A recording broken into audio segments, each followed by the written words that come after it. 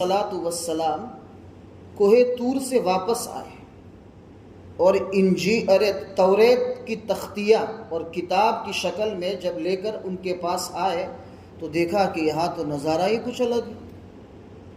لوگوں کو ایمان کی حالت میں چھوڑ کے گیا تھا، یہاں تو انہوں نے گائے کی پوجا شروع کر دی، شرک شروع کر دیا انہوں نے۔ اب حضرت موسیٰ علیہ السلام کا جلال بھی تو مشہور ہے۔ بہرحال اللہ تعالیٰ کی طرف سے ان بنی اسرائیل کے اوپر سزا کے طور پر ان کو قتل کرنے کا حکم دیا۔ جنہوں نے گائے کی گوشالہ یعنی گائے کی جنہوں نے پوجا کی تھی، اللہ کی طرف سے وحی آئی حضرت موسیٰ علیہ السلام پر، اور وحی میں اللہ تعالیٰ نے یوں فرمایا کہ جنہوں نے گائے کی پوجا کی ہے ان کو قتل کر دیا جائے۔ اور قتل بھی کون کرے؟ ان کے رشتہ دار۔ اگر ایک بھائی نے شرک کیا ہے تو دوسرا بھائی اور دوسرے بھائی نے شرک نہیں کیا تو جس نے شرک نہیں کیا وہ اپنے شرک کرنے والے بھائی کو قتل کرے۔ پھر اللہ تعالیٰ نے وحی کے ذریعے سے اس حکم کو موقوف کر دیا اور ان کو معاف کر دیا۔ کہا کہ آئندہ حضرت موسیٰ علیہ السلام نے فرمایا کہ تم اللہ کے سامنے توبہ کرو کہ آئندہ ایسا نہیں کریں گے۔ تو اللہ تعالیٰ نے توبہ کو قبول کیا اور یہ قتل کا سلسلہ رک گیا۔ وقت کا اتنا بڑا نبی شروع سے اپنی قوم کو لے کر چلا اور اپنی قوم پر مسلسل ایمان کی محنت کرتا رہا، حتیٰ کہ فرعون جیسے ظالم بادشاہ سے اللہ تعالیٰ نے حضرت موسیٰ علیہ السلام کے توسط سے نجات عطا فرمائی، اور بنی اسرائیل جو انبیاء کی اولاد ہے اور ایمان نسلم بعد نسل دوسروں تک پہنچانے کی وارث ہے، اور وہ نبی اتنی محنت کر رہا ہو اور انہی کے لیے اللہ تعالیٰ کے پاس جا کر توریت نامی کتاب لے کر ان کی ہدایت کے لیے یہ سب محنت کر رہا ہو، اور جب یہاں آ کر دیکھے کہ انہوں نے شرک شروع کر دیا ہے تو اس نبی کے اوپر کیا گزری ہوگی۔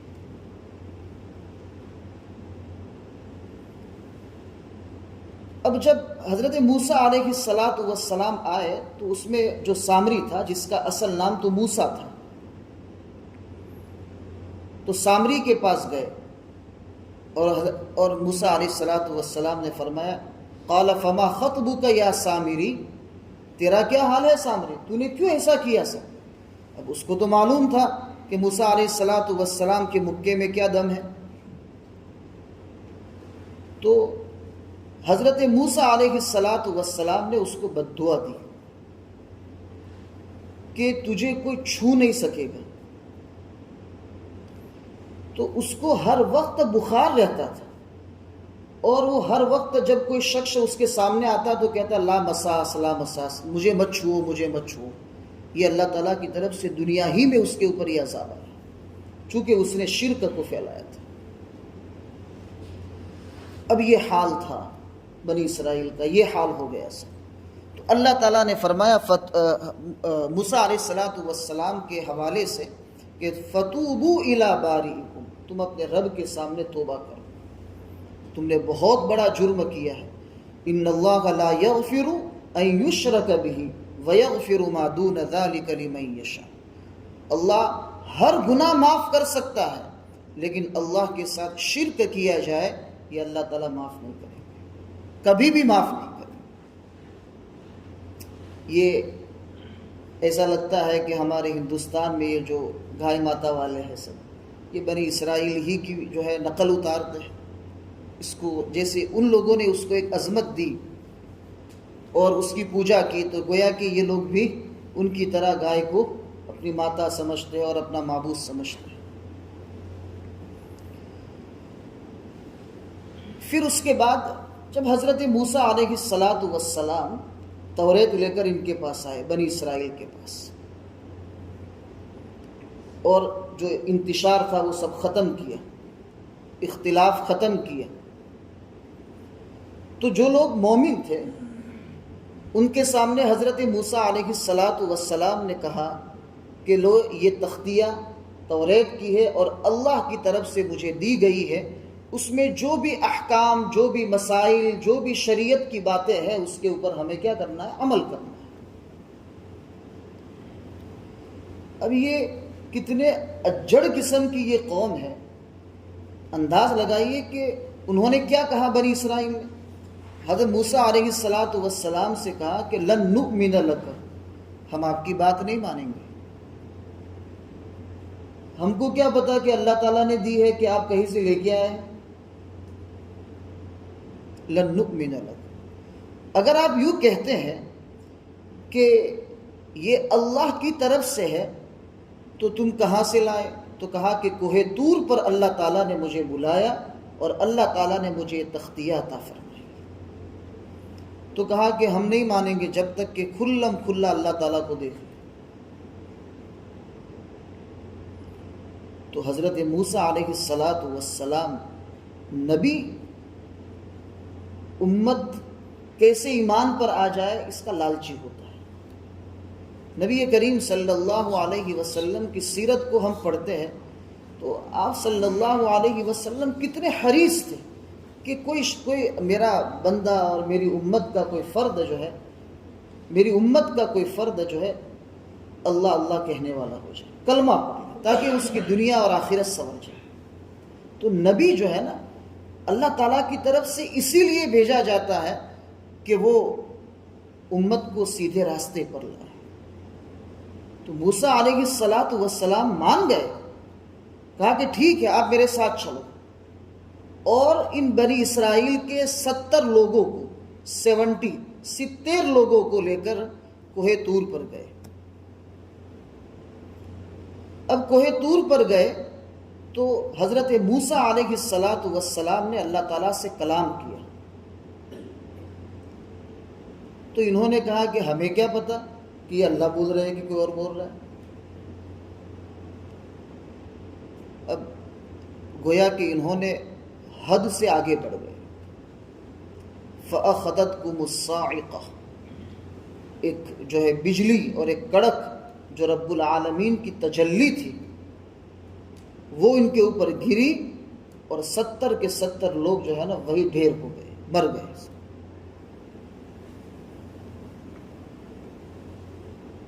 اب یہ 70 کے 70 لوگ مر گئے تو حضرت موسیٰ علیہ السلام کے ٹینشن میں آ گئے۔ کہا کہ میں قوم میں سے 70 لوگوں کو لے کر آیا تھا اور یہ نظارہ دکھاؤں کہ اللہ تعالیٰ ہم کلام ہوتے ہیں، اور یہ ثابت کروں کہ اللہ تعالیٰ ہی کی طرف سے یہ کتاب تورات عطا فرمائی ہے، اور یہ لوگ جب بنی اسرائیل کے دوسرے لوگوں کے سامنے بیان کریں گے تو یہ بھی ایمان لائیں گے اور دوسرے لوگ بھی ایمان میں داخل ہو جائیں گے، اور بلکہ اگر مومن ہے تو ان کا ایمان اور مضبوط ہو جائے گا۔ اب یہ 70 کے 70 تو مر گئے، اب میں اپنی قوم کے پاس جاؤں تو کیسے جاؤں؟ وہ تو یوں کہیں گے کہ موسیٰ علیہ السلام دھوکے سے ان کو کوہ طور پر لے گئے اور ان کو مار دیا۔ تو حضرت موسیٰ علیہ السلام نے اللہ تعالیٰ سے دعا کی کہ یا اللہ اس کشمکش میں ہوں، تو نے ان کو موت دے دی، اس لیے کہ رب العالمین کی تجلی کو کیسے برداشت کر سکتے؟ وہ تو نبی کا سینہ ہوتا ہے جو اللہ کی طرف سے دیا جاتا ہے، وہ نبی کا سینہ رب العالمین کی تجلی کو برداشت کر سکتا ہے، یہ ایرے گہرے کیسے برداشت کر سکتے؟ تو حضرت موسیٰ علیہ السلام نے اللہ تعالیٰ سے دعا کیا اللہ ان کو زندہ کر دے۔ تو اللہ تعالیٰ نے ان کو دوبارہ زندہ کیا، اور زندہ کرنے کے بعد پھر یہ لوگ جب بنی اسرائیل کے پاس گئے تو بنی اسرائیل کے سامنے انہوں نے یہ باتیں کہی، کہا کہ ہاں اللہ تعالیٰ کی طرف سے یہ کتاب ہے، اور کوہ طور پر اللہ تعالیٰ نے اپنی تجلی فرمائی اور ہم نے دیکھا، تب جا کے جو ہے یہ معاملہ ٹھیک ٹھاک ہوا۔ اللہ تعالیٰ نے آگے والی آیت میں یہی بات فرمائی، ثم بعثناکم من بعد موتکم، پھر اللہ نے تم کو موت دینے کے بعد دوبارہ زندہ کیا، لعلکم تشکرون، تاکہ تم اللہ کا شکریہ ادا کرو۔ اب یہ اللہ تعالیٰ کی نافرمانی میں اتنی مشہور قوم تھی، ہر چیز میں سوال، ہر چیز میں سوال۔ اب جب یہ لوگ مصر سے نکل کر سمندر پار کر کے ایک میدان میں آ گئے، وہ میدان تھا، اس میدان کا نام ہے وادی تیہ، وادی تیہ کہتے ہیں اس کو۔ اب سب معاملہ ٹھیک ٹھاک ہو گیا تو اللہ تعالیٰ نے حضرت موسیٰ علیہ السلام پر وحی بھیجی،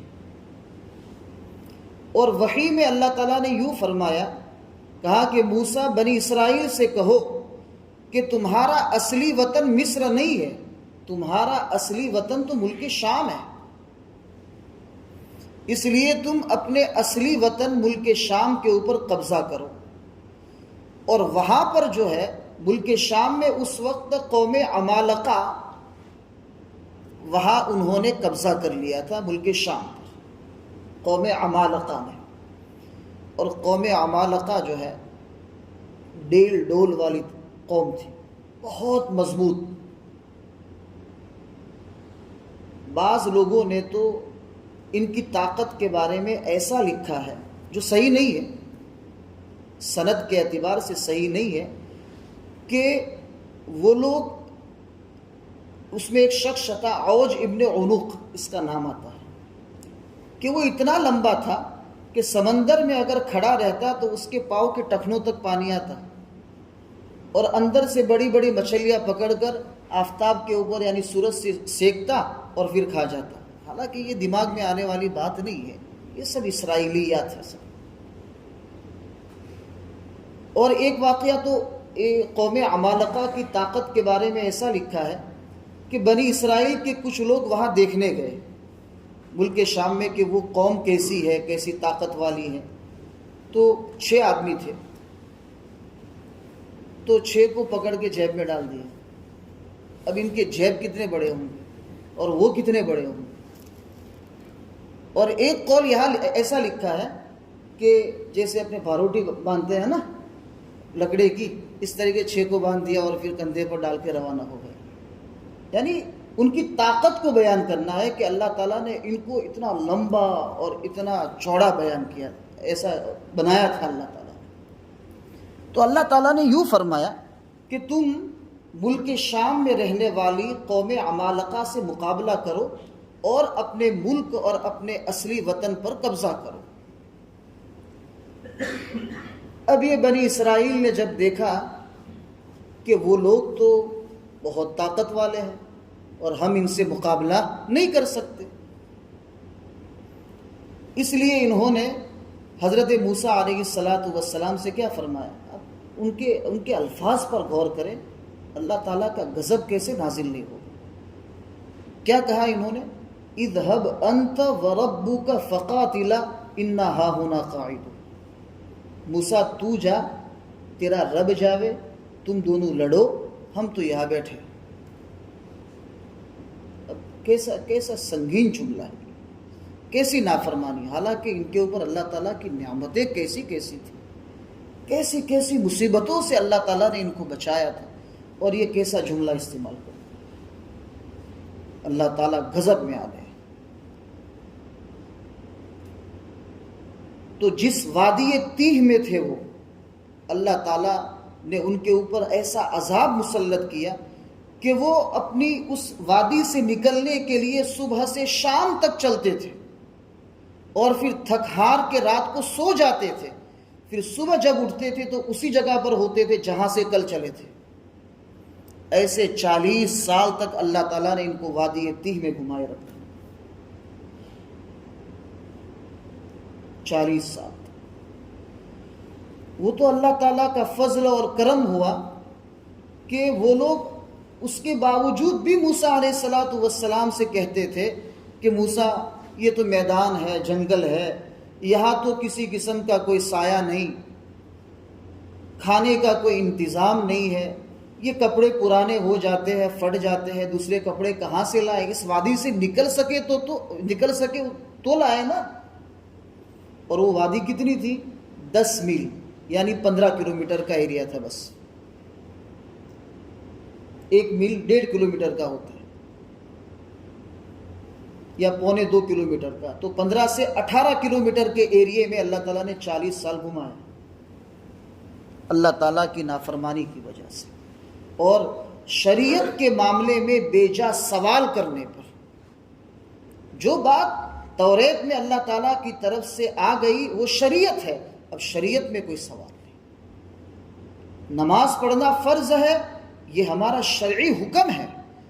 اب نماز کیوں فرض ہے؟ وہ چو چرا کرنے کی اور کیوں کرنے کی اجازت نہیں ہے، بس اللہ کا حکم ہے، سر اور آنکھوں سمعنا و اطعنا، سن لیا اور مان لیا۔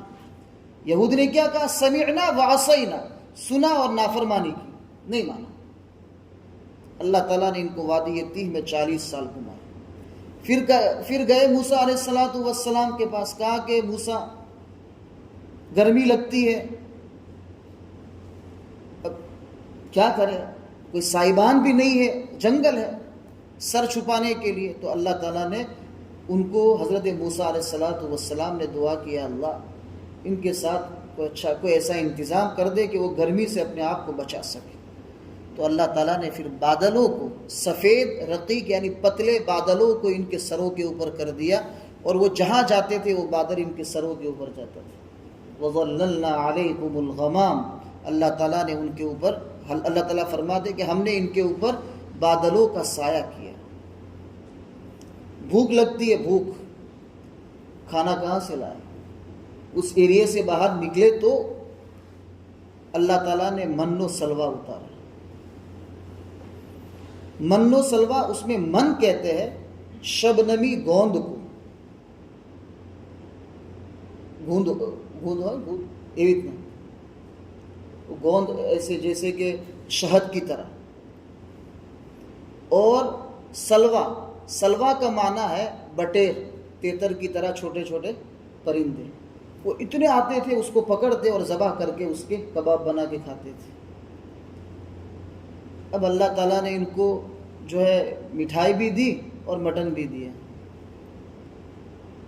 اور 40 سال تک اللہ تعالیٰ ان کو دیتے رہے۔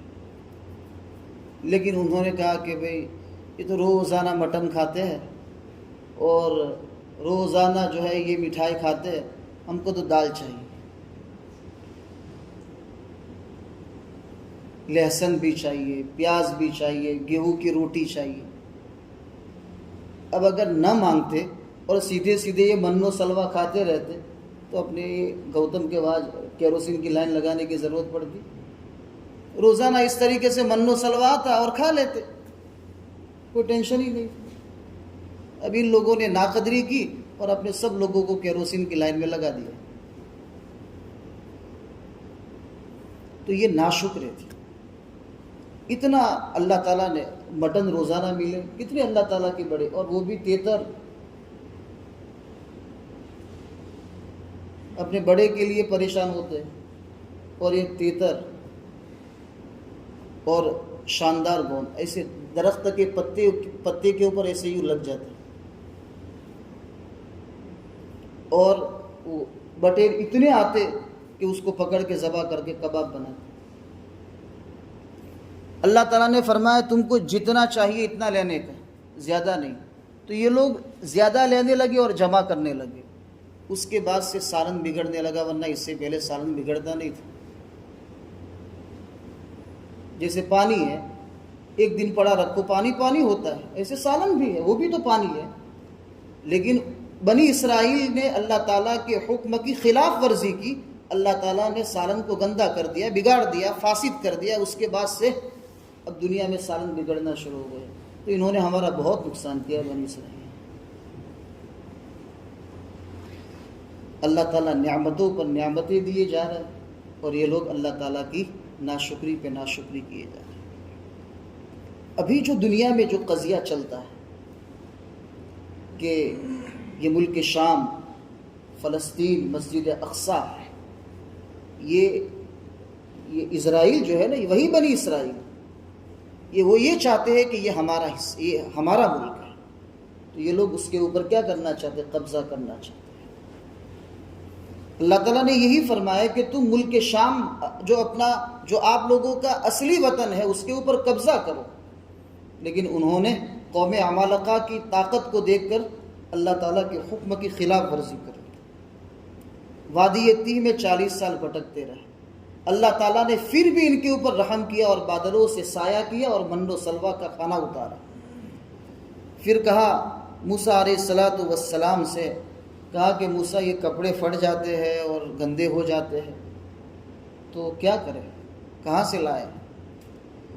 تو اللہ تعالیٰ سے حضرت موسیٰ علیہ السلام نے دعا کی، تو بطور معجزے کہ اللہ تعالیٰ نے ان بنی اسرائیل کو حضرت موسیٰ علیہ السلام کے واسطے سے ان کے کپڑے بھی پرانے نہیں ہوتے تھے اور ان کے کپڑے بھی نہیں پھٹتے تھے۔ کیسی کیسی نعمتیں اللہ تعالیٰ نے ان کو عطا کی۔ اللہ فرماتے کلوا من طیبات ما رزقناکم، وہ پاکیزہ رزق روزی کھاؤ جو ہم نے تم کو عطا کی ہے۔ وما ظلمونا ولکن کانوا انفسهم یظلمون، ہم نے ان کا نقصان نہیں کیا۔ اللہ تعالیٰ فرماتے اگر وہ وادی تیہ میں بھٹکتے ہیں تو ما ظلمونا، انہوں نے ہمارا کوئی نقصان نہیں کیا، ولیکن کانوا انفسهم یظلمون، لیکن وہ اپنے آپ پر ہی ظلم کرتے ہیں اور اپنے آپ ہی کا نقصان کرتے ہیں۔ اس سے معلوم یہ ہوتا ہے کہ اللہ تعالیٰ کی نعمتوں کا شکریہ ادا کرنا چاہیے، قدر کرنی چاہیے کہ اللہ تعالیٰ نے یہ نعمت عطا فرمائی، اس کو قدر کی نگاہ سے دیکھنا چاہیے اور اللہ تعالیٰ کا شکریہ ادا کرنا چاہیے۔ سبحان ربک رب العزت عما یصفون وسلام علی المرسلین والحمد للہ رب العالمین۔